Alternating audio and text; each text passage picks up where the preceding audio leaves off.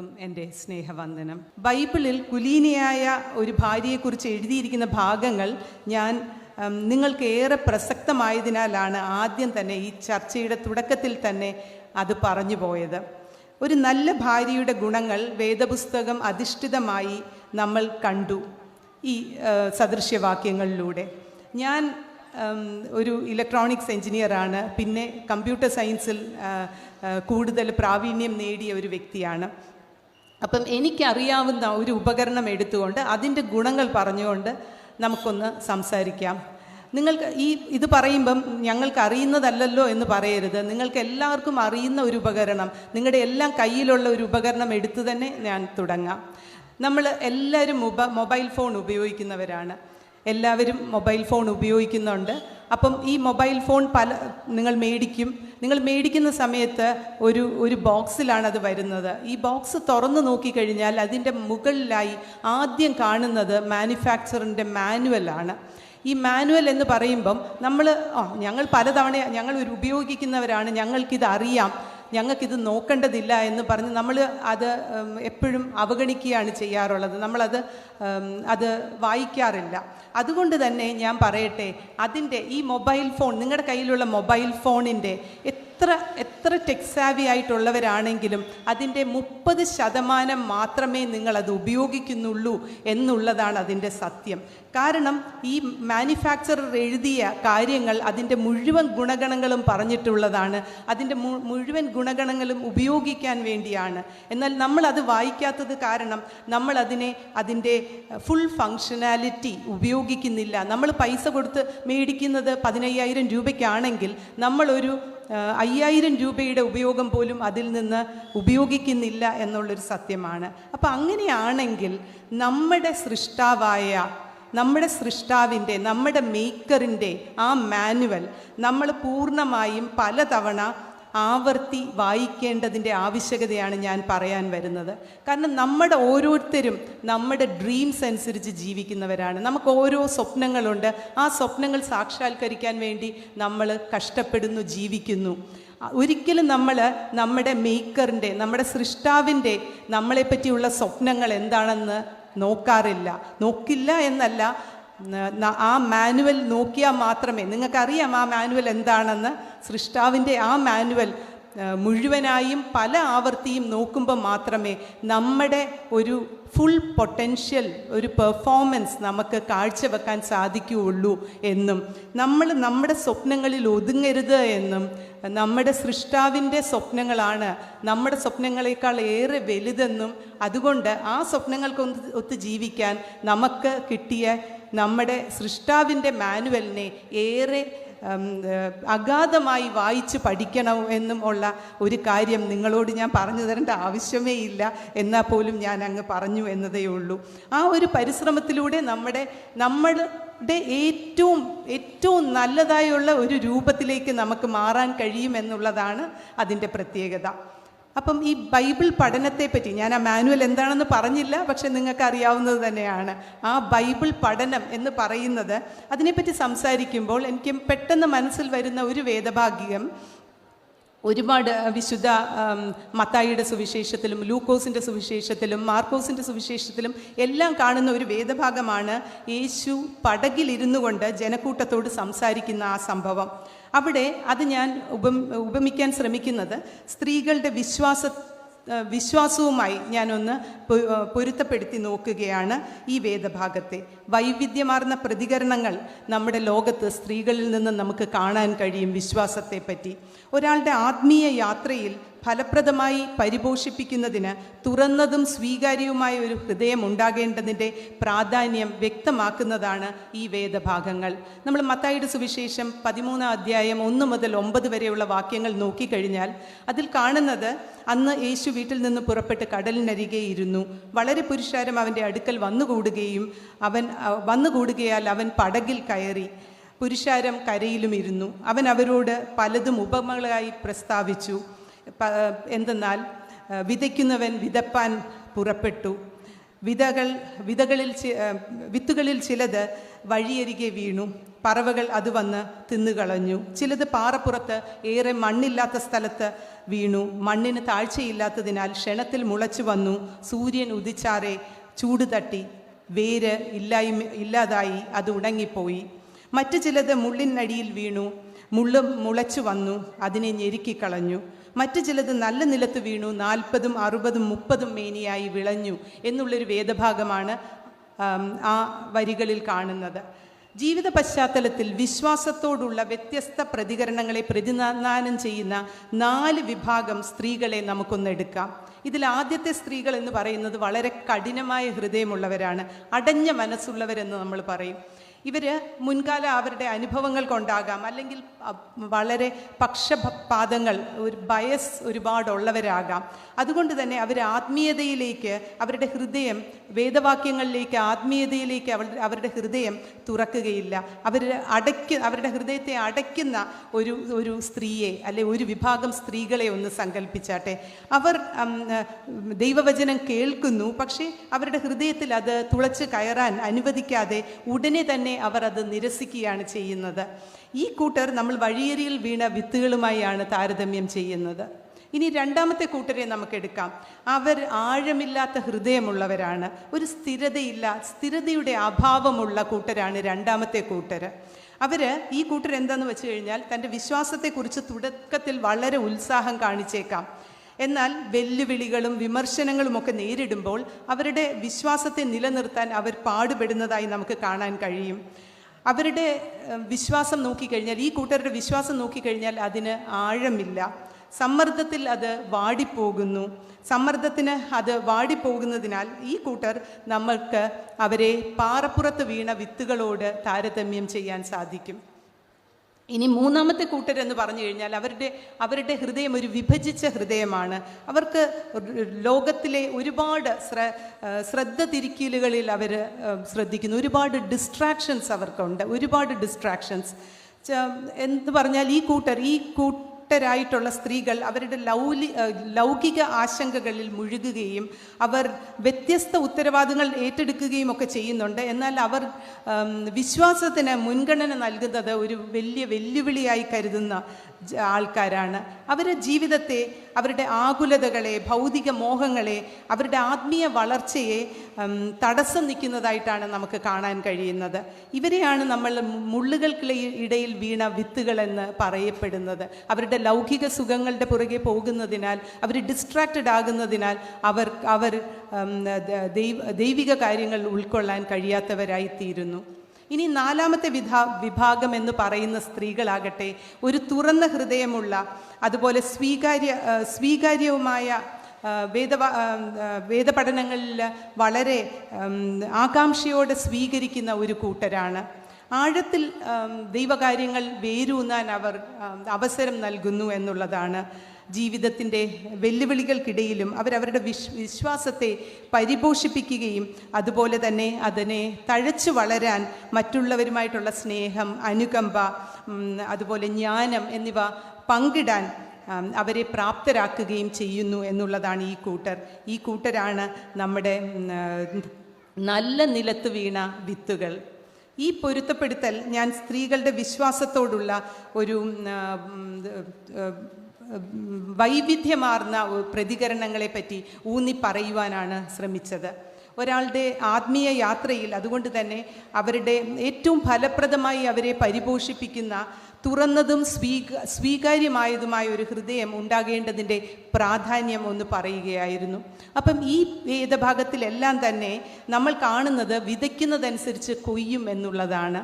എന്നാൽ നമ്മൾ വേദഭാഗം മത്തായിയുടെ സുവിശേഷം 25-ാം അധ്യായം 29-ാം വാക്യം ഒന്ന് നോക്കിക്കഴിഞ്ഞാൽ അതിൽ കാണുന്നത് എന്തെന്ന് പറഞ്ഞു കഴിഞ്ഞാൽ, നമ്മൾ വിതയ്ക്കുന്നതിലും കൂടുതൽ കൊയ്യും, നമ്മൾ വിതയ്ക്കുന്നതിലും കൂടുതൽ കൊയ്യും എന്നുള്ളതാണ്.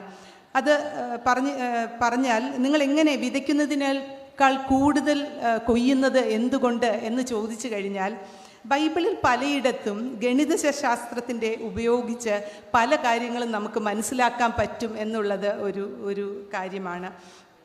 ഒരു ക്യുമുലേറ്റീവ് ഇഫക്റ്റ് എന്ന് പറയും അതിനെ. അത് ഒരു ദൈവിക പ്രവർത്തനത്തിൽ ഉണ്ടാകുന്ന ഒരു ശക്തമായ ഒരു ഫലമാണ്.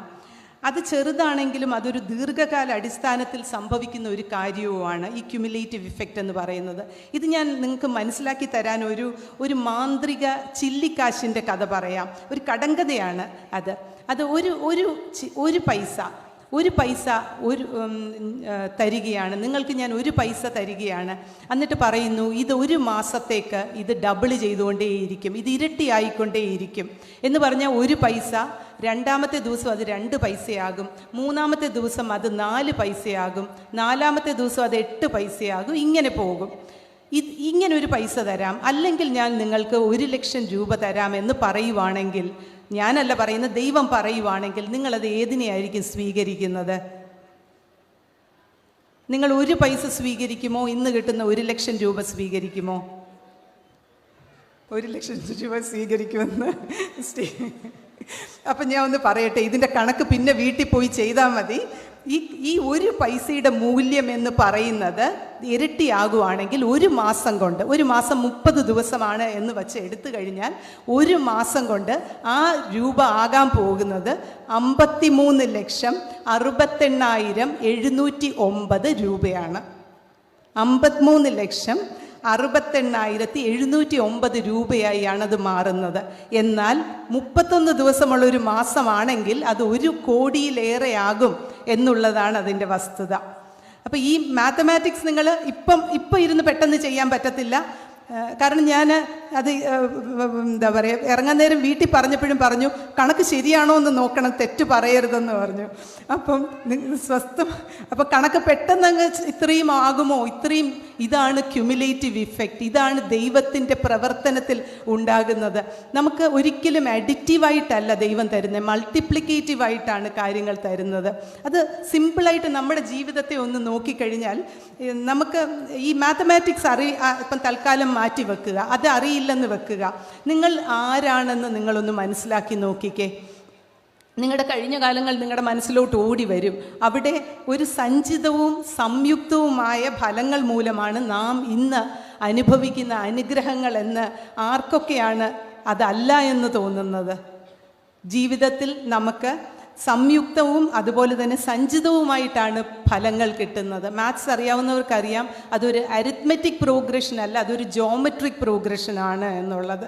ആ രീതിയിലാണ് ദൈവം നമ്മളോട് ഇടപെടുന്നത്, ദൈവം നമുക്ക് അനുഗ്രഹങ്ങൾ തരുന്നത് എന്നുള്ളതാണ്. അതുകൊണ്ട് ആ മത്തായിയുടെ സുവിശേഷം 25-ാം അധ്യായത്തിൽ അത് വളരെ കൃത്യമാണ്. അപ്പം ആ ചോയ്സ് എന്ന് പറയുന്നത് ജീവിതത്തിൽ വരുന്ന ഒരു ചോയ്സാണ്.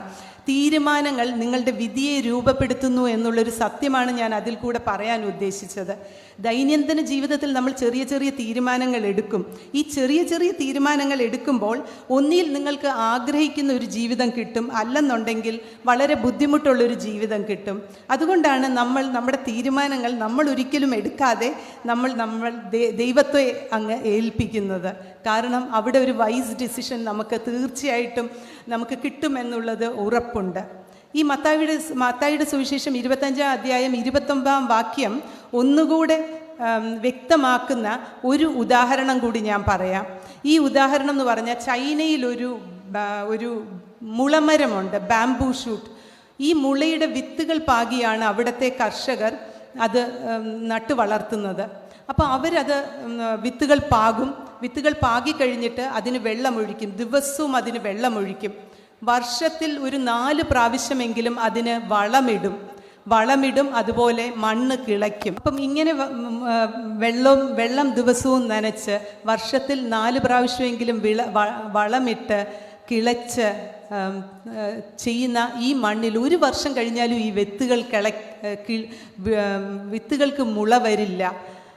ഇത് തന്നെ കണ്ടിന്യൂ ചെയ്യും. അവർ 2-ാം വർഷവും അവർ കണ്ടിന്യൂ ചെയ്യും, 3-ാം വർഷവും അവർ കണ്ടിന്യൂ ചെയ്യും. നമ്മൾ ചെയ്യുമോ? നമ്മൾ അടുത്ത വിളവ് തുടങ്ങും, അവിടെ അതിനെ മാറ്റിവെച്ചിട്ട് അടുത്തത് തുടങ്ങും. അതും കിളിക്കുന്നില്ല, അടുത്തത് തുടങ്ങും, മാറി മാറി തുടങ്ങും. വിത്ത് തന്നവരെ കുറ്റപ്പെടുത്തുകയും ചെയ്യും, അല്ലേ? അവർ 4-ാം വർഷവും ഇത് തന്നെ തുടരും, ഒരു മുള പോലും വരില്ല. 5-ാം വർഷം അവർക്ക് ഈ വിത്തുകൾ ജീവനോട് ഉണ്ടോ എന്ന് പോലും ഒരു അറിവും ഉണ്ടാവില്ല. പക്ഷെ എന്നാലും അവർ ചെയ്യുന്ന എന്താണെന്നറിയോ? അവരതിനെ അത് ഏതെങ്കിലും ഒരു ദിവസം വളരും എന്നുള്ള ശുഭപ്രതീക്ഷയോടെ കഠിനാധ്വാനം ചെയ്തുകൊണ്ടേയിരിക്കും. അങ്ങനെ കഠിനാധ്വാനം ചെയ്യുമ്പം ഈ 5-ാം വർഷം കഴിയുമ്പോഴാണ് മാന്ത്രികതയോ ദൈവാനുഗ്രഹമോ എന്താണെന്ന് എനിക്കറിയില്ല, അത് പെട്ടെന്ന് സംഭവിക്കുന്നത്. ഈ മുളകൾ പൊട്ടി വളരും. അത് കഴിഞ്ഞിട്ട് ഇത് വളരുന്നതിൻ്റെ എങ്ങനെയാണെന്നറിയോ, 6 ആഴ്ച കൊണ്ട് 90 അടി 90 ഫീറ്റ് ഹൈറ്റിലാണ് ഇത് വളരുന്നത്. വെറും 6 ആഴ്ച 1.5 മാസം കൊണ്ട് 90 അടി ഉയർച്ചയിൽ വളരുന്ന ഒരു മുളയാണ്. ദിവസവും വെച്ച് വളർന്നിരുന്നെങ്കിലോ അതൊരിക്കലും 90 അടി വളരുമെന്ന് നമുക്ക് വിചാരിക്കാൻ പറ്റില്ല. അങ്ങനെ 90 അടി വളരുന്ന ഒരു മുളകൾക്ക് വേണ്ടിയാണ് അവർ ഈ കഷ്ടപ്പെട്ടത് എന്നുള്ള യാഥാർത്ഥ്യം അവർക്കറിയാം. അവർക്ക് ആ ശുഭപ്രതീക്ഷ ഉണ്ട് എന്നുള്ളതാണ്. ഈ 90 അടി എന്ന് പറഞ്ഞു കഴിഞ്ഞാൽ ഈ ബിൽഡിങ്ങിൻ്റെ ഒരു 9 ടൈംസ് നീളത്തിൽ പൊക്കത്തിൽ വളരുന്ന ഒരു ഉപയോഗപ്രദമായ ഒരു മുളയാണത് എന്നുള്ളതാണ്. അപ്പം ഇപ്പം നിങ്ങളുടെ പരിശ്രമം അല്ലെങ്കിൽ നിങ്ങളുടെ കഷ്ടപ്പാടുകൾ, നിങ്ങളുടെ ബുദ്ധിമുട്ടുകൾ, ഇവയെല്ലാം ഉണ്ടാകുമ്പോൾ നമ്മൾ കാണേണ്ടതിനെ പറ്റിയാണ് അവിടെ പറയുന്നത്. കാരണം ഒരുപാട് വർഷത്തെ പോരാട്ടവും പരിശ്രമവും വേദനയും എല്ലാം ഉണ്ടാകും. പല സമയത്തും നമ്മൾ യാതൊരു നന്മയും കിട്ടുന്നില്ല എന്ന് കാണും. എന്തെങ്കിലും പുരോഗതി ഉണ്ടാകുകയാണെങ്കിൽ അത് വളരെ ചെറുതാണ് എന്നുള്ളൊരു പരാതി ഉണ്ടാവും. അതുപോലെ ചില സമയത്ത് ബെറ്റർ ആവുന്നില്ല എന്ന് മാത്രമല്ല, വേഴ്സായി വരും. ചിലപ്പം സ്ഥിതി മോശപ്പെട്ട് വരുന്നതും ആയിട്ടും നമ്മൾ കാണാറുണ്ട്. അങ്ങനെയൊക്കെ വരുമ്പോൾ നിങ്ങളുടെ അധ്വാനം ഒരു നാൾ ഫലം തരും എന്നുള്ള ഒരു പ്രതീക്ഷ വയ്ക്കുക. ആ ദിവസം അകലെയല്ല എന്നുള്ളത് നിങ്ങൾ മനസ്സിൽ അതിനെ ആ പ്രതീക്ഷ വയ്ക്കുക. ആ വിത്തുകളെ അത് ഇല്ലാതാകാൻ അനുവദിച്ചാൽ നിങ്ങൾ അതൊരിക്കലും വളരുന്നത് കാണാൻ സാധിക്കില്ല. അത് വളരുന്നത് കാണുമ്പോൾ മാത്രമേ നിങ്ങൾക്ക് എത്ര വളരാൻ കഴിയുമെന്ന് നിങ്ങൾക്ക് ചിന്തിക്കാൻ പറ്റുകയുള്ളൂ. ആ മുളകളേക്കാൾ എത്ര അനുഗ്രഹീതരായ നമ്മൾ, അതിലും എത്രയോ വളരാനുള്ള സാഹചര്യങ്ങളുണ്ട് എന്നുള്ളത് നമുക്ക് മനസ്സിലാക്കാൻ വേണ്ടിയാണ് ആ 5 വർഷത്തെ കഷ്ടപ്പാടും അത് കഴിയുമ്പോൾ അത് വളർന്ന് ഈ 90 അടി ഉയരത്തിൽ എത്തുന്നതും എന്നുള്ള കാര്യമാണ് എനിക്ക് പറയാനുള്ളത്. അപ്പം നിങ്ങൾക്ക് വളരെയധികം ചെയ്യാൻ കഴിയും. നിങ്ങൾക്ക് എത്രത്തോളം നല്ലത് ലഭിക്കാം എന്നുള്ള ഒരു സൂചന ഈ മുളുമരത്തിലൂടെ വരികയാണ്. അപ്പം നിങ്ങളുടെ വിത്തുകളെ വളരാൻ അനുവദിക്കുക. മുമ്പൊരിക്കലും കണ്ടിട്ടില്ലാത്ത ഉയരങ്ങളിൽ നിങ്ങളെ എത്തിക്കുന്ന ഒരു ദിവസം വരും. ആ ഒരു കാര്യം അത് ഒരു പുതിയ കാഴ്ചപ്പാട് നൽകും എന്നുള്ളത് കൊണ്ട് തന്നെ നിങ്ങളുടെ കാഴ്ചപ്പാടുകൾ അങ്ങനെയല്ല എന്നുണ്ടെങ്കിൽ മാറ്റാൻ ഞാൻ ആവശ്യപ്പെടുകയാണ്. ജീവിതത്തിൽ സമൃദ്ധമായ അനുഗ്രഹിക്കപ്പെട്ട ഒരുപാട് പേർ നമ്മുടെ ഇടയിലുണ്ടെന്ന് ഞാൻ പ്രതീക്ഷിക്കുന്നു. ഇന്ന് സ്ത്രീകൾ വീട്ടിലിരുന്ന് ജോലി ചെയ്യുകയും അതുപോലെ പുറത്തു പോയി ജോലി ചെയ്യുകയും ഇതെല്ലാം തന്നെ ഭൂരിപക്ഷം ആൾക്കാരും വളരെ കാര്യക്ഷമമായി തന്നെ ചെയ്ത് കൊണ്ടുപോവുകയും ചെയ്യുന്നുണ്ട്. അസാധാരണമായ ധൈര്യവും അതുപോലെ അനുകമ്പ, ബുദ്ധി, ജ്ഞാനം, നേതൃത്വം എന്നിവ പ്രകടമായ വളരെയധികം അനുഗ്രഹീത കഥാപാത്രങ്ങൾ നമ്മുടെ വേദപുസ്തകത്തിലുടനീളം സ്ത്രീകളെ കാണാൻ പറ്റും.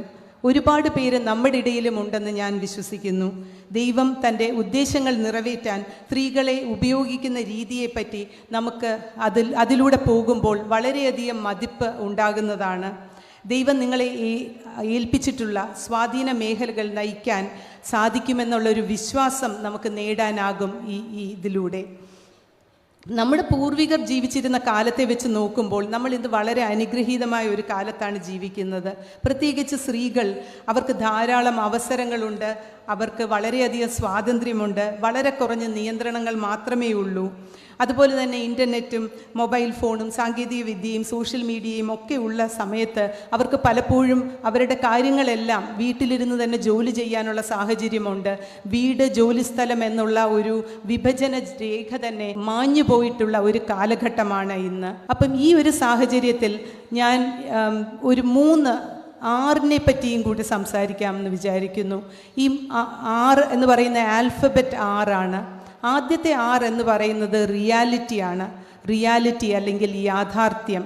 ഈ യാഥാർത്ഥ്യത്തെ നമ്മൾ അംഗീകരിച്ചേ പറ്റുള്ളൂ. ജീവിതത്തിൽ വരുന്ന ഓരോ അനുഭവങ്ങളും പ്രവർത്തന മേഖലയിലാകാം അല്ലെങ്കിൽ വ്യക്തി ജീവിതത്തിലാകാം, നിങ്ങൾക്ക് പല വെല്ലുവിളികളും അഭിമുഖീകരിക്കേണ്ടതായി വരും. വരുന്നത് പോലെ അതിനെ നേരിടുക എന്നുള്ളതാണ് പ്രധാനം. ചിലർക്കത് വളരെ ശാന്തമായും അതുപോലെ സംയമനത്തോടും കൂടി ചെയ്യാൻ കഴിയും. അവർ ജീവിതത്തിൽ വിജയിക്കുന്നതായി നമ്മൾ കാണുകയും ചെയ്യും. ജീവിതത്തിൻ്റെ ഉടനീളമുള്ള യാത്രയിൽ നമ്മുടെ ബാക്കിയുള്ള യാത്ര എങ്ങനെയാകാം എന്നുള്ളതിന് വളരെ വ്യക്തമായി ഈ പ്രതികരണങ്ങളിലൂടെ നമുക്ക് മനസ്സിലാക്കാൻ സാധിക്കും. സർ ലൂതർ കിങ് ജൂനിയറിനെ ഒന്ന് ഉദ്ധരിച്ച് ഞാൻ പറഞ്ഞു കഴിഞ്ഞാൽ അദ്ദേഹം പറയുന്നത്, നിങ്ങൾ ശരിയാകുമ്പോൾ നിങ്ങൾക്ക് വളരെ പുരോഗമനവാദിയാകാൻ സാധിക്കില്ല എന്നും നിങ്ങൾ തെറ്റ് ചെയ്യുമ്പോൾ നിങ്ങൾ വളരെ യാഥാസ്ഥിക സ്ഥിരീകരമാകാൻ സാധിക്കില്ല എന്നുള്ളതുമാണ്. രണ്ടാമത്തെ ആൽഫബറ്റ് R എന്ന് പറയുന്നത് റെസിലിയൻസ് ആണ്, പ്രതിരോധശേഷി. ഈ പ്രതിരോധശേഷി എന്ന് പറയുന്നത് നമുക്ക് പ്രതികൂല സാഹചര്യങ്ങളിൽ വളരെ ശക്തമായ ഒരു തിരിച്ചുവരവ് നടത്താൻ, ജോലിസ്ഥലത്തായാലും ജീവിതത്തിലായാലും മാറ്റങ്ങളും ബുദ്ധിമുട്ടുകളും വരുമ്പോൾ അതിൽ നിന്ന് കരകയറാൻ നമ്മളെ അനുവദിക്കുന്നതാണ് ഈ റെസിലിയൻസ് എന്ന് പറയുന്നത്. ഈ റെസിലിയൻസി എന്ന് പറയുന്ന ഒരു കാര്യം നമുക്ക് ജീവിതയാത്രയിൽ പഠിച്ചെടുക്കാൻ സാധിക്കുമെന്നാണ് പറയപ്പെടുന്നത്. എന്നാൽ ഞാനത് പറയുന്നത് അതൊരു ഗിഫ്റ്റായിട്ട് നമുക്ക് കിട്ടുന്നതാണ്. നമ്മൾക്ക് ഈ ഗിഫ്റ്റ് എന്ന് പറയുമ്പം അത് ഞാൻ ഒരു എക്സാമ്പിൾ പറഞ്ഞു കഴിഞ്ഞാൽ, ഈ കഴിഞ്ഞ വിമൻസ് ഡേയുടെ അന്ന് വന്ന പല മെസ്സേജുകളിൽ ഏറെ ശ്രദ്ധിച്ച ഒരു മെസ്സേജായിരുന്നു ഒരു സ്ത്രീയെ ഒരു ടീ ബാഗുമായിട്ട് കമ്പയർ ചെയ്യുന്നത്. ഒരു ടീ ബാഗുമായിട്ട് കമ്പയർ ചെയ്തിട്ട് പറയുകയാണ്, അതിൻ്റെ സ്ട്രെങ്ത് എന്ന് പറയുന്നത് അതിനെ തിളച്ച വെള്ളത്തിലിട്ടാൽ മാത്രമേ മനസ്സിലാകൂ എന്നത്. You will know its strength only when it is put in the boiling water. അത് എന്ന് പറഞ്ഞു കഴിഞ്ഞാൽ പ്രതികൂല സാഹചര്യങ്ങൾ, നിങ്ങൾ ബുദ്ധിമുട്ടുകൾ നേരിടുമ്പോൾ മാത്രമേ നിങ്ങൾക്ക് സഹിഷ്ണുത കാണിക്കാൻ അവസരങ്ങൾ ലഭിക്കൂ എന്നുള്ളതാണ്. അത് നിങ്ങളുടെ ശക്തിയും പ്രതിരോധശേഷിയും ഉള്ളവരാക്കി തീർക്കുന്നു. ഇങ്ങനെ പറയുമ്പോൾ നമ്മൾ ആരും അതിനുവേണ്ടി ശക്തിയും പ്രതിരോധശേഷിയും കിട്ടാൻ വേണ്ടി ഒരു പ്രതികൂല സാഹചര്യം ആഗ്രഹിക്കുന്നില്ല. നമ്മൾ എന്നും രാവിലെ പ്രാർത്ഥിക്കുന്നത് ഒരു ബുദ്ധിമുട്ടും ഇല്ലാതെ ജീവിക്കാൻ സാധിക്കണേ എന്നുള്ളതാണ് കർത്താവിനോട് പ്രാർത്ഥിക്കുന്നത്. പക്ഷേ നമ്മൾ നോക്കിക്കഴിഞ്ഞാൽ പലപ്പോഴും ചെടിയെ നമ്മൾ വെട്ടി നിർത്തുന്നത് പോലെ ജീവിതത്തിൽ പല പ്രതികൂല സാഹചര്യങ്ങളും വന്ന് നമ്മളെ ചെത്തിമിനുക്കി വെടിപ്പാക്കുന്നത് നമ്മളെ ബലപ്പെടുത്താനാണ് എന്നുള്ളൊരു വസ്തുത നമുക്ക് പലപ്പോഴും മനസ്സിലാക്കാൻ സാധിക്കും. അത് നമ്മളെ കൂടുതൽ ബലപ്പെടുത്തുകയും ശക്തിപ്പെടുത്തുകയും ചെയ്യും എന്നുള്ളതാണ് റെസിലിയൻസിയിലൂടെ നമുക്ക് മനസ്സിലാകാൻ സാധിക്കുന്നത്. ഇനി മൂന്നാമത്തെ R എന്ന് പറയുന്നത് റെസനൻസ് ആണ്, അനുരണനം. റെസനൻസ് എന്ന് പറയുന്നത് ഒരു സമൂഹത്തിൽ ജീവിക്കുമ്പോൾ, ഒരു ടീമിൽ, ഒരു കുടുംബത്തിൽ മറ്റുള്ളവരുടെ ഒപ്പം നമ്മൾ ജീവിക്കേണ്ട സമയത്ത് നമുക്ക് അവരോടൊപ്പം ഒത്തുപോയി വിജയകരമായി ജീവിക്കാനുള്ള ഒരു കഴിവിനെയാണ് ഈ റെസനേറ്റ് ചെയ്യുക. മറ്റുള്ളവരുടെ അതേ തരംഗ ദൈർഘ്യത്തിൽ നമ്മൾ പറയും, നമ്മൾ സിങ്ക്രണൈസ് ചെയ്തു പോകും, അതേ വേവ് ലെങ്ത് ആണെന്നൊക്കെ പറയുന്നത്. അതുപോലെ നമുക്ക് അവരുമായി ഒത്തുചേർന്ന് പോകാൻ പറ്റും. അപ്പോൾ ഇങ്ങനെ പറയുമ്പോൾ ഇതെങ്ങനെ ഒത്തുചേർന്ന് പോകാൻ പറ്റും? കാരണം ഇന്ന് നമ്മുടെ ജീവിക്കുന്ന സമൂഹം എടുത്ത് നോക്കിക്കഴിഞ്ഞാൽ 3 പ്രത്യേക തലമുറകളായി നമുക്കതിനെ തിരിക്കാം. ഈ 2000 കഴിഞ്ഞ് ജനിച്ച കുഞ്ഞുങ്ങളെല്ലാം എന്ന് പറഞ്ഞാൽ 23 വയസ്സിന് താഴെയുള്ള കുഞ്ഞുങ്ങളെയെല്ലാം ഇന്ന് പറയുന്നത് ജനറേഷൻ ഇസെഡ് എന്നാണ്. അതൊരു പ്രത്യേക ജനറേഷനാണ്, ജനറേഷൻ ഇസെഡ്. അല്ലെന്നുണ്ടെങ്കിൽ അവരെ ഡിജിറ്റൽ നേറ്റീവ്സ് എന്ന് പറയും, ഡിജിറ്റൽ സ്വദേശികൾ എന്ന് പറയും. ഈ കുട്ടികളുടെ പ്രത്യേകത എന്തെന്ന് പറഞ്ഞു കഴിഞ്ഞാൽ നമുക്കറിയാം, എല്ലാ ജനറേഷനും തമ്മിലും ഒരു ജനറേഷൻ ഗ്യാപ്പ് ഉണ്ടായിരുന്നു. പക്ഷേ ഈ ജനറേഷൻ ഗ്യാപ്പ് വളരെ കൂടുതലാണ്. അത് ഏറെ കൂടുതലാകുന്നുണ്ട്. ഇപ്പോൾ കൊറോണ കഴിഞ്ഞതിന് ശേഷം അത് ഒരുപാട് കൂടുതലാകുന്നുണ്ട്. വീടുകളിൽ പലപ്പോഴും ഓരോ പ്രശ്നങ്ങൾ ഈ ജനറേഷൻ ഗ്യാപ്പിൽ ഉണ്ടാകുന്നുണ്ട്. കാരണം ഈ ഡിജിറ്റൽ യുഗത്തിൽ ജീവിക്കുന്ന കുഞ്ഞുങ്ങൾ വളരെ വളരെ വ്യത്യസ്തരാണ്. അവർ വ്യത്യസ്തരാണെന്നതിനുള്ളൊരു എക്സാമ്പിൾ ഞാൻ പറയാം. വളരെ പണ്ട് തന്നെ 2011 ഒരു യൂട്യൂബിൽ വളരെ വൈറലായ ഒരു വീഡിയോ ഉണ്ടായിരുന്നു. ഒരു വയസ്സുള്ള ഒരു പെൺകുഞ്ഞ് ഒരു ഐപാഡ് വെച്ചുകൊണ്ട് അത് സ്ക്രീൻ മാറ്റി മാറ്റി കണ്ട് ആസ്വദിച്ച് അത് തനിയെ ഇരിക്കുകയാണ്. അപ്പം ഈ കുഞ്ഞ് വളരെ വളരെ പ്രഗത്ഭമായിട്ടാണ് അതിൻ്റെ കൈകൾ കൊണ്ട് സ്ക്രീൻ മാറ്റുന്നത്. ആ കുഞ്ഞിൻ്റെ കയ്യിൽ നിന്ന് ആ ഐപാഡ് മാറ്റിയിട്ട് അതിനൊരു മാഗസിൻ കൊടുത്തു. അപ്പം മാഗസിൻ വെച്ചിട്ട് ഈ കുഞ്ഞ് ഇതുപോലെ മാറ്റി നോക്കുകയാണ്. അത് മാറുന്നില്ല, അതൊന്നും തുറന്നു വരുന്നില്ല, ഒന്നും പേജുകൾ മാറുന്നില്ല, തുറന്നു വരുന്നില്ല. അപ്പോൾ കുഞ്ഞിനൊരു സംശയം തോന്നി. ഞാൻ ഉപയോഗിച്ച പ്രഷർ, മർദ്ദം ശരിയാണോ എന്ന് നോക്കാൻ വേണ്ടി ആ കുഞ്ഞ് അതിൻ്റെ കാലിൽ പ്രസ് ചെയ്ത് നോക്കുവാണ്, മർദ്ദം ശരിയാണോ എന്ന്. അപ്പോൾ അതിന് മനസ്സിലായി മർദ്ദം ശരിയാണ്. അങ്ങനെയാണെങ്കിൽ പിന്നെ ഈ മാഗസിൻ എന്ന് പറയുന്നത് ഒരു ഉപയോഗശൂന്യമായ ഒരു ഐപാഡാണ്, അതിനെ കളയാം എന്ന് പറഞ്ഞ് ആ കുഞ്ഞ് അതിനെ എറിഞ്ഞ് കളയുകയാണ് ചെയ്യുന്നത്.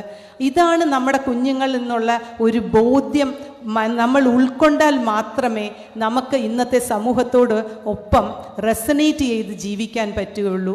ഈ രണ്ടാമത്തെ ജനറേഷൻ എന്ന് പറയുന്ന ജനറേഷൻ വൈ ആണ്.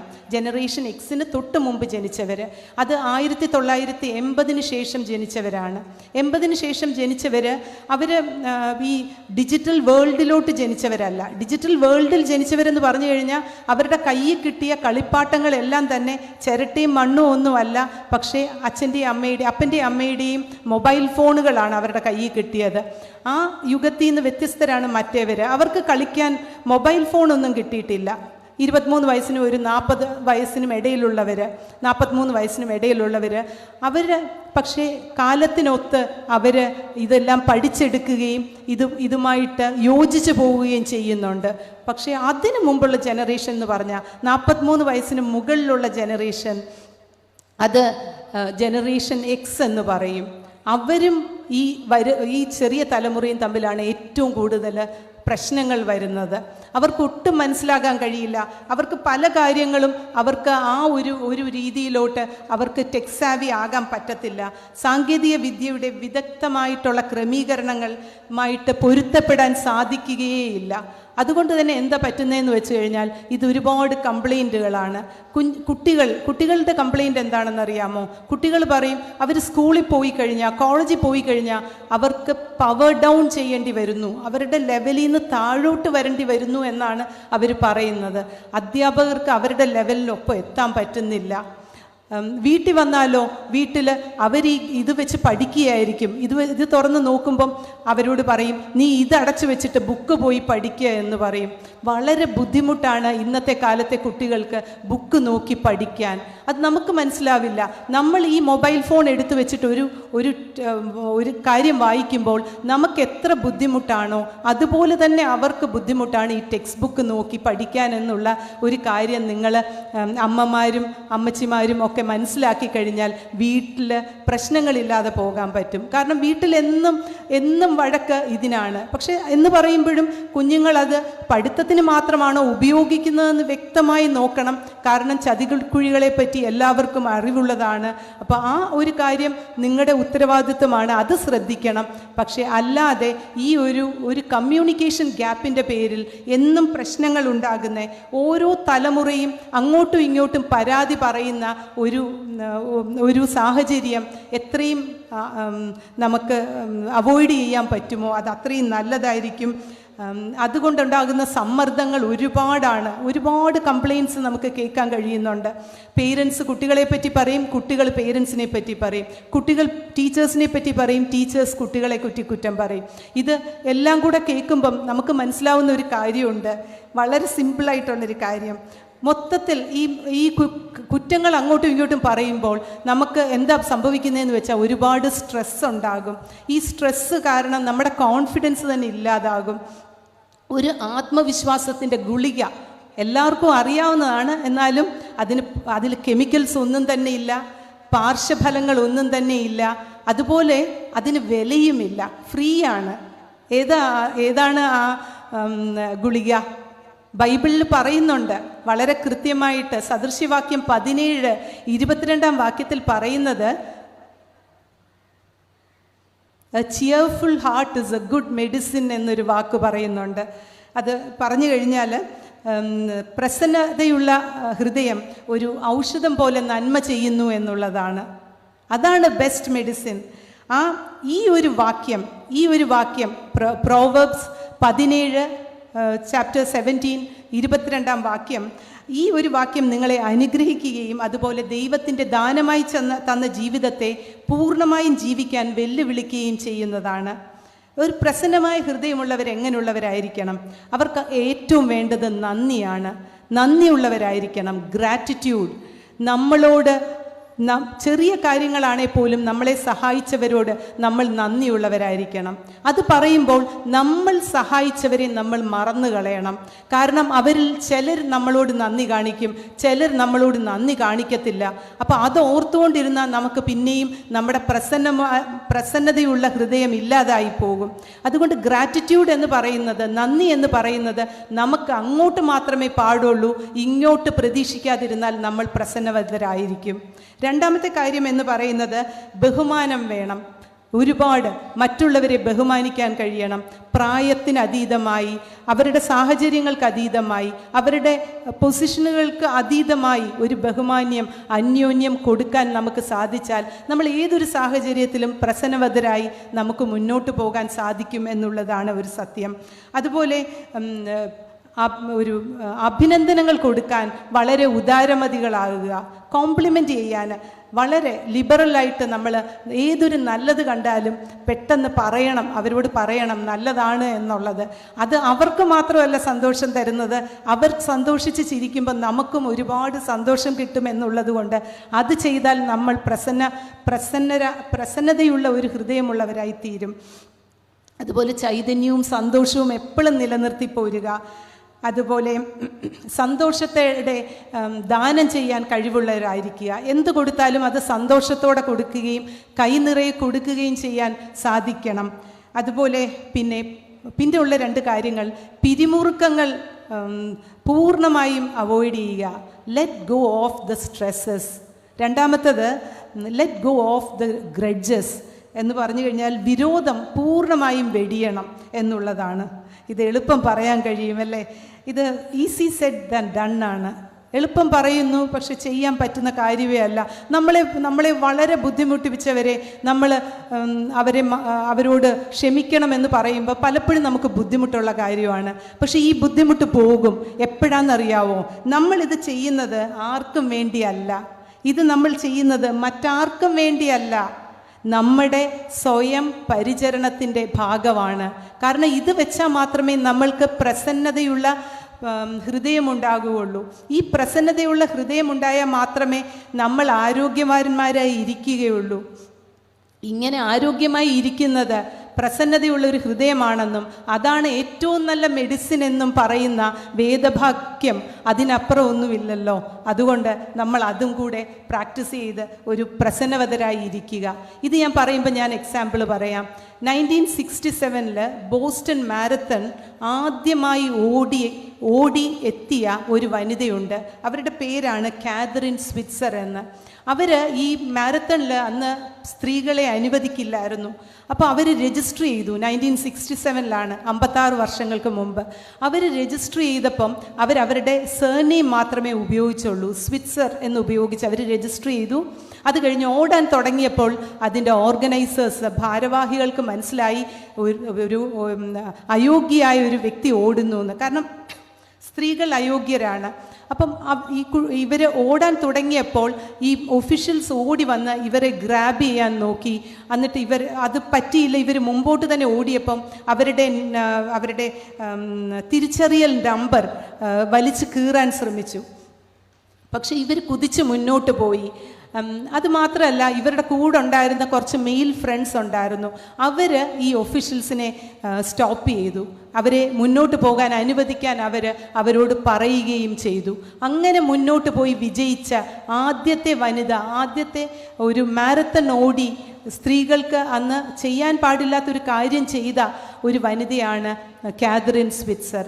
അപ്പം ഈ ഈവൻ്റ് കഴിഞ്ഞ് ആദ്യത്തെ വനിത, ബോസ്റ്റൺ മാരത്തൺ ഓടിയ ആദ്യത്തെ വനിതയായി പ്രഖ്യാപിച്ചപ്പോൾ അവരോട് പത്രക്കാരെല്ലാം വന്ന് അവരുടെ ഫീഡ്ബാക്ക്, അവരുടെ പ്രതികരണം ചോദിച്ചു. ആ പ്രതികരണം എന്ന് പറയുന്നത് വളരെ അഗാധമായിരുന്നു. ആ പ്രതികരണം എന്തായിരുന്നെന്നറിയോ? എനിക്ക് 24 മൈൽ ഓടാനുണ്ട്. മാരത്തൺ 24 മൈൽസാണ്. 24 മൈൽ ഓടാനുണ്ട്. നിങ്ങൾക്ക് 24 മൈൽ ഓടാനും ഒപ്പം ദേഷ്യം വെക്കാനും കഴിയില്ല. ക്ഷമയോടെ വേണം തുടരാൻ. എന്നാൽ മാത്രമേ നമുക്ക് വിജയത്തിലെത്താൻ സാധിക്കുകയുള്ളൂ. നമ്മളെ മന്ദഗതിയിലാക്കുന്ന യാതൊന്നും നമ്മൾ കൂടെ കൊണ്ടുപോകരുത്. മന്ദഗതിയിലാക്കുന്ന യാതൊന്നും നമ്മളെ കൂടെ കൊണ്ടുപോകരുത്. നമ്മുടെ ജീവിതത്തെക്കുറിച്ച് ദൈവ ഉദ്ദേശം കൈവരിക്കണമെങ്കിൽ നമ്മളെ യാതൊന്നും തടയരുത്. അത് നമ്മൾ അതിന് സാഹചര്യം ഉണ്ടാക്കരുത് എന്നുള്ളതാണ് ഇതിൽ കൂടെ മനസ്സിലാകുന്നത്. അപ്പം മറ്റുള്ളവരിൽ നിന്നും നിഷേധാത്മകത, നെഗറ്റിവിറ്റി എപ്പോഴും ഉണ്ടായെന്നിരിക്കാം. നിങ്ങൾക്ക് അത് തടയാനൊന്നും സാധിക്കില്ല, അത് തടയേണ്ട കാര്യവുമില്ല. പക്ഷേ നമ്മുടെ ലക്ഷ്യത്തിലെത്താൻ അത് ഒരു വിഘ്നമാകാതിരിക്കാൻ നമുക്ക് നമ്മുടെ മനസ്സിനെ പാകപ്പെടുത്തിയെടുക്കാൻ പറ്റും. അങ്ങനെ ദൈവ ഉദ്ദേശം നമ്മളെപ്പറ്റിയുള്ള ദൈവത്തിൻ്റെ ഡ്രീം നമുക്ക് റിയലൈസ് ചെയ്തെടുക്കാൻ പറ്റും എന്നുള്ളതാണ് ഒരു കാര്യം. എന്ന് പറഞ്ഞാൽ ചുറ്റുമുള്ള ലോകം നമ്മൾ നോക്കിക്കഴിഞ്ഞാൽ ചുറ്റുമുള്ള ലോകത്ത് നമ്മുടെ ദുർബലമായ കാര്യങ്ങൾ, നമ്മൾ ദുർബലരായ കാര്യങ്ങൾ മാത്രമേ അവർ കേന്ദ്രീകരിക്കുകയുള്ളൂ. എല്ലാവരും നമ്മുടെ ബലഹീനതകൾ ഊന്നി പറയും, നമ്മുടെ ബലഹീനതകൾ മാത്രം ശ്രദ്ധിക്കും. അപ്പം ദൈവത്തിൽ ആശ്രയിച്ച് സന്തോഷമുള്ള ഒരു ഹൃദയമുള്ളവരായി ശുഭവിശ്വാസത്തോടെ സന്തോഷത്തോടെ കാര്യങ്ങളുടെ നല്ല വശം മാത്രം വീക്ഷിക്കുന്നവരായി ഇരുന്നു കഴിഞ്ഞാൽ അവർ യഥാർത്ഥത്തിൽ ആരോഗ്യമുള്ളവരും കാര്യങ്ങൾ എല്ലാം തന്നെ അവർക്ക് അനുയോജ്യമായി ഫലിക്കുകയും ചെയ്യും. നമ്മൾ പറയുമോ അവർക്ക് ഒരുപാട് ദൈവാനുഗ്രഹം ഉള്ളവരാണെന്ന്. അതെ, അവർക്ക് ദൈവാനുഗ്രഹം ഉള്ളത് തന്നെയാണ്. അവരെ ഫിസിക്കലി നോക്കിക്കഴിഞ്ഞാൽ അവരിൽ ഈ ഹാപ്പി ഹോർമോൺസ്, ഡോപ്പമിൻ, അതുപോലെ സെററ്റോണിൻ, എൻഡോർഫിൻ, ഈ ഹോർമോൺസ് എല്ലാം തന്നെ അവരിൽ വളരെ കൂടുതലായിട്ട് ഉള്ളതായിട്ട് കാണാൻ കഴിയും. വേദപുസ്തകം നോക്കിയാൽ തന്നെ സന്തോഷിക്കുക, സന്തോഷത്തോടെ ഇരിക്കുക, ഭയപ്പെടേണ്ട, നന്ദി പറയുക എന്നൊക്കെയുള്ള വാക്യങ്ങൾ റിപ്പീറ്റഡായിട്ട് വേദപുസ്തകത്തിൽ കാണാൻ കഴിയും. ദൈവം നമ്മളോട് സന്തോഷമായി ഇരിക്കാൻ പറയുന്ന അനേകം വഴികളാണത്. നമ്മൾ ഒരു പ്രശ്നത്തിൽ ചെല്ലുമ്പോൾ, നമുക്ക് വെളിച്ചം കാണാതെ വരുമ്പോൾ നമ്മൾ വളരെ വളരെ ഡിപ്രസ്ഡ് ആകും, നമ്മൾ വളരെ പ്രയാസങ്ങളിലാകും. പക്ഷേ അപ്പം നമ്മൾ അറിയേണ്ട ഒരു കാര്യം ഇത് ക്ഷണികമാണ് എന്നുള്ളതാണ്. പ്രതീക്ഷയോടെ കാത്തിരിക്കുക. സന്തോഷമുള്ള ഒരു ഹൃദയത്തിന്, പ്രസന്നവതമായ ഒരു ഹൃദയത്തിന് സന്തോഷവും ദുഃഖവും ഒന്നും ബാധിക്കുകയില്ല. കാരണം എന്തെന്ന് പറഞ്ഞു കഴിഞ്ഞാൽ നമ്മൾ ഫിലിപ്പിയർ ലേഖനം നോക്കിക്കഴിഞ്ഞാൽ സെയിൻറ്റ് പോൾ ചാപ്റ്റർ 4-ൽ ഫിലിപ്പിയർ ചാപ്റ്റർ 4-ൽ പറയുന്ന ഒരു വാക്കുണ്ട്. ആ ചാപ്റ്ററിലാണ് ഏറ്റവും കൂടുതൽ ബൈബിൾ നോക്കിയ ജോയ്, റിജോയ്സ് എന്ന വാക്കുകൾ ഏറ്റവും കൂടുതൽ റിപ്പീറ്റ് ചെയ്യുന്നത് ആ ചാപ്റ്ററിലാണ്. പക്ഷേ ആ ചാപ്റ്റർ എഴുതുമ്പോൾ ചാപ്റ്റർ 4-ൽ we rejoice in the Lord എന്നാണ് പറയുന്നത്. നാം കർത്താവിൽ സന്തോഷിക്കുന്നു എന്നാണ് പറയുന്നത്. ആ സമയത്ത് പോൾ എവിടെയായിരുന്നു? പോൾ ജയിലിലായിരുന്നു. അതിന് മുമ്പുള്ള ചാപ്റ്ററുകൾ നമ്മൾ നോക്കിക്കഴിഞ്ഞാൽ അറിയാം, ആ ജയിലിലെ ദുർഘടമായ അവസ്ഥയെപ്പറ്റി വളരെ വ്യക്തമായിട്ട് പ്രതിപാദിക്കുന്നുണ്ട്. ആ സമയത്തും ആ ദുഃഖങ്ങളിൽ കൂടെ എല്ലാം പോകുമ്പോഴും V rejoice in the Lord എന്ന്, നമ്മൾ കർത്താവിൽ സന്തോഷിക്കുന്നു എന്നുള്ളതാണ് അതിൽ പറയുന്നത്. അപ്പം നമ്മുടെ സന്തോഷവും ദുഃഖവുമല്ല, പ്രസന്നമായ ഒരു ഹൃദയത്തിന് ഞാൻ നേരത്തെ പറഞ്ഞ കുറച്ച് ഫാക്ടേഴ്സാണ് വളരെ പ്രധാനമുള്ളത് എന്നുള്ളൊരു കാര്യം പറയുകയും നിങ്ങളുടെ പ്രസന്നതയെ ആരും അതിനെ സ്റ്റീൽ ചെയ്യാൻ, അതിനെ മോഷ്ടിക്കാൻ അനുവദിക്കരുത് എന്നുള്ളൊരു കാര്യവുമാണ് പറയുന്നത്. എല്ലാത്തിനും നമ്മൾ അത്ഭുതങ്ങൾ പ്രതീക്ഷിക്കുക, എല്ലാത്തിനും നമ്മൾ ഒരു അത്ഭുതങ്ങൾ പ്രതീക്ഷിക്കുക. ഈ അത്ഭുതങ്ങൾ എന്ന് പറയുമ്പോൾ ഞാൻ ഒരു എക്സാമ്പിളൂടെ വേഗം പറയാം. ഒരു പാറിപ്പറക്കുന്ന നടക്കുന്ന വളരെ നിറങ്ങളുള്ള ഒരു ബട്ടർഫ്ലൈയെ കാണുമ്പോൾ ഒരു താഴെ കൂടെ എഴഞ്ഞു നടക്കുന്ന ഒരു കാറ്റർപില്ലർ പുഴുവ് ചിന്തിക്കുന്നുണ്ടാകും, എന്ത് ഭാഗ്യമുള്ള ഒരു ജന്മമാണിതെന്ന്. പൂവിൽ നിന്ന് പൂവിലോട്ട് പാറിപ്പറന്ന് നടന്ന് തേൻ കുടിച്ച് നടക്കുന്ന ആ ഒരു ജന്മത്തെ, അതിൻ്റെ ഭംഗിയെ, കാണുന്നവരുടെ കണ്ണുകൾക്ക് ഏറെ കുളിർമയുള്ള ആ ഒരു ജന്മത്തെ നമ്മൾ നോക്കുമ്പം നമുക്ക് തോന്നുന്നത് അതൊരു ഭാഗ്യം ജന്മമാണെന്ന്. എന്നാൽ ഈ ഏന്തി വലിഞ്ഞു നടക്കുന്ന പുഴു, എഴഞ്ഞു നടക്കുന്ന പുഴു, ഇലകൾ കഴിച്ച് ജീവിക്കുന്ന ഒരു പുഴു, അത് ചിന്തിക്കും, ഇങ്ങനൊരു ജന്മമോ ദൈവമേ, ഇത് വളരെ വളരെ അസൂയാവഹമായ ഒരു കാര്യമാണ് ഈ പാറിപ്പറന്ന് നടക്കുന്ന ബട്ടർഫ്ലൈ. ഈ പുഴുവിന് പിന്നെ എന്താണ് സംഭവിക്കുന്നത്? ആ എഴഞ്ഞു നടക്കുന്നതിൽ നിന്ന് അത് സ്വയം ഒരു ലാർവയാകുകയാണ്. അത് തന്നെ ചുറ്റി വരിഞ്ഞ ഒരു കുക്കൂണിനകത്ത് കയറിപ്പോകുന്ന ഒരവസ്ഥയിൽ അതിന് എഴയാൻ പോലും പറ്റില്ല.